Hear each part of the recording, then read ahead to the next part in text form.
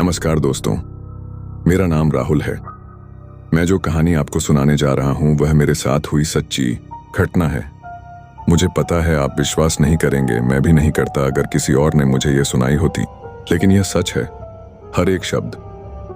पिछले महीने मुझे एक नया घर मिला, पुराने शहर के एक शांत कॉलोनी में। मैंने इसे काफी सस्ते में खरीदा था क्योंकि इसके पिछले मालिक को जल्दी बेचना था। मकान अच्छा था, थोड़ा पुराना जरूर, लेकिन मेरे बजट में। मुझे नहीं पता था कि इस सौदे के साथ मुझे क्या क्या मिलने वाला है। पहले दिन जब मैं अपना सामान अनपैक कर रहा था, मुझे बेसमेंट में एक पुराना आईना मिला।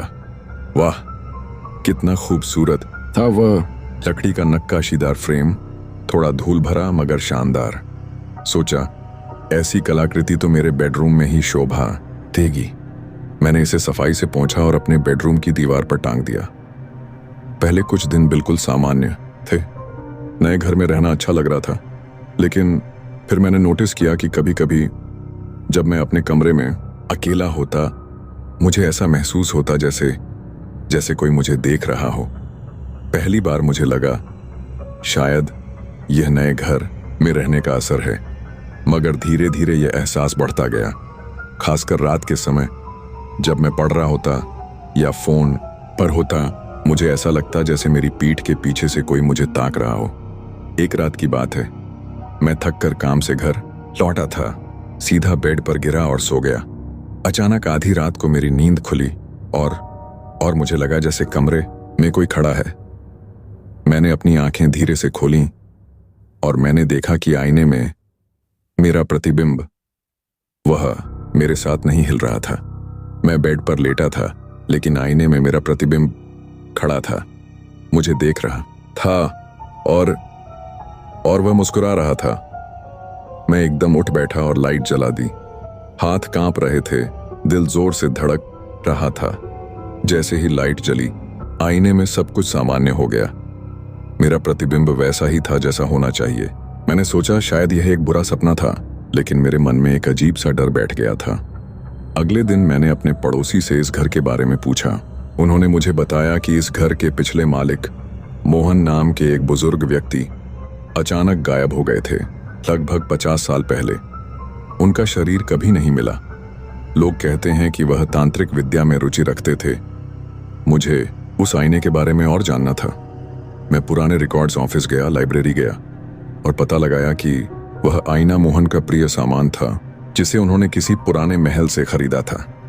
कहते हैं कि उस महल में भी अजीब घटनाएं होती थीं। उस रात से मेरी नींद उड़ गई थी। हर रात मैं जागता रहता और आईने को देखता रहता। कभी कभी मुझे लगता जैसे आईने के अंदर कोई हिल रहा है, जैसे अंदर से कोई बाहर आना चाहता है। फिर एक रात जब मैं रिसर्च कर रहा था, अचानक बिजली चली गई। पूरा कमरा अंधेरा हो गया।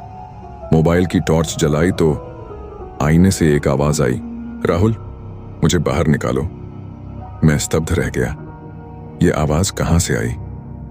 मैंने धीरे से टॉर्च आईने की तरफ की और मैंने देखा आईने में मेरा प्रतिबिंब नहीं था। वहां एक बूढ़े आदमी का चेहरा था, जिसकी आंखें दर्द और उम्मीद से भरी थीं। मैं वहां से भाग गया और पूरी रात बाहर बिताई। सुबह मैं एक पंडित के पास गया जो ऐसी चीजों के बारे में जानते थे।